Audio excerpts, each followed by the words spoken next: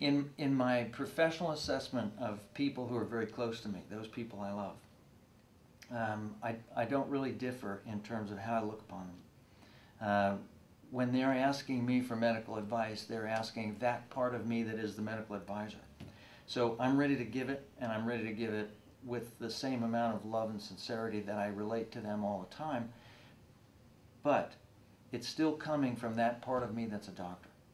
And when I did the evaluation, or listened to my wife and listened to her complaints and heard clearly what was wrong and what was missing, and explained to her that I thought this was going to be the best solution,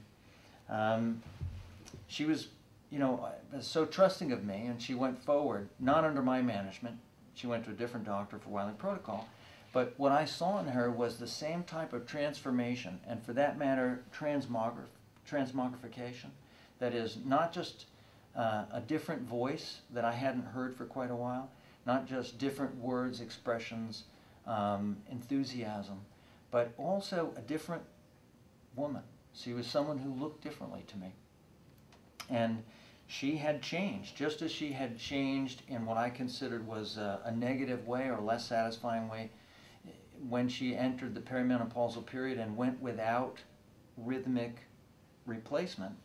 She changed back.